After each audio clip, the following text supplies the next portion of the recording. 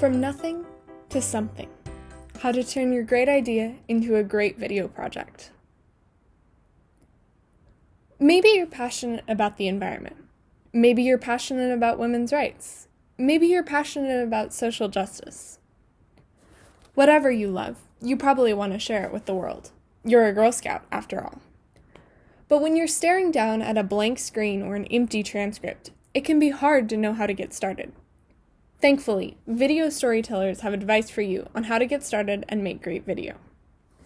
Their first tip: focus on the narrative.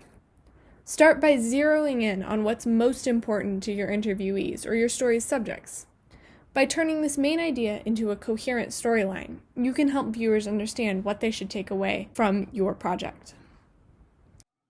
Right. Ideally, a story should be about one thing. One thing. Only one thing. Now, it can take different routes and roads to get there, but it needs to be about one thing. One thing that is important to me is the parts that I say, so not the parts that I fill in with a soundbite, the parts that are my lines that I'm writing to explain to people what I'm talking about.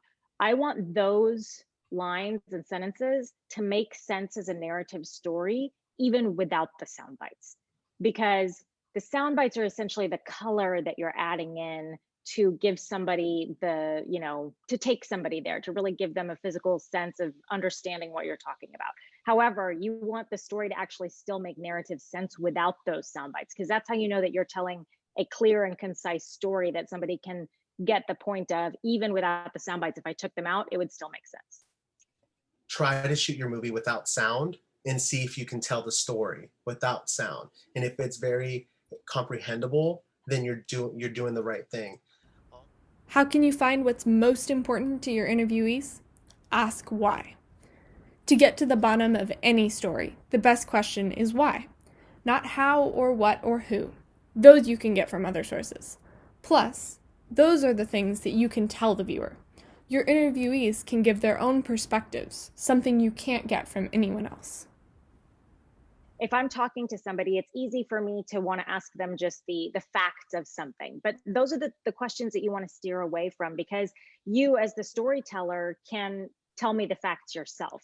If I'm talking to somebody and taking the time to interview them, I want to know the pieces that only that person can tell me, which is the emotion of something. I want to ask why questions. Try to avoid yes or no questions. Ask questions that say, how does such and such make you feel? Or what do you think when you think of this?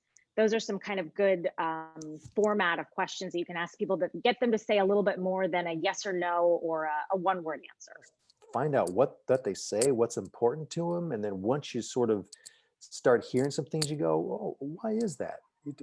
Could you explain that a little bit more? Can you elaborate on that? I'm not sure I understand. There's lots of ways to, keep getting information without. Once you know what the core of your story is, you can focus on framing it in an interesting way. And you can do that by thinking in threes. There are tons of groups of three in video storytelling.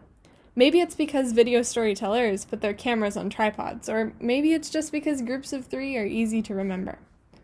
Whatever the reason, here are two of the most important triads.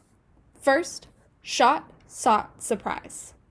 This one sounds a bit confusing if you've never heard of it before. But don't worry, it's simple.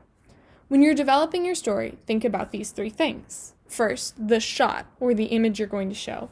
Second, the sought, or sound on tape, which is what viewers are going to hear.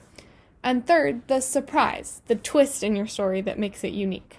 So even today, when I pitch stories at work, this is how we write them. We say shot, sought, surprise. So I say shot, here's what I'm showing.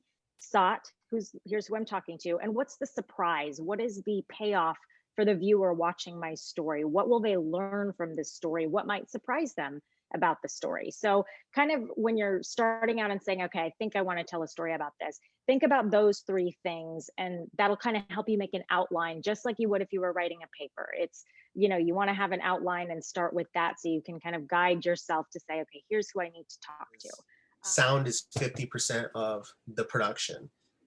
If you don't have good sound, you already lost 50% of the quality of your film. So I recommend when you're shooting, use another device to record sound. Just don't use your camera audio.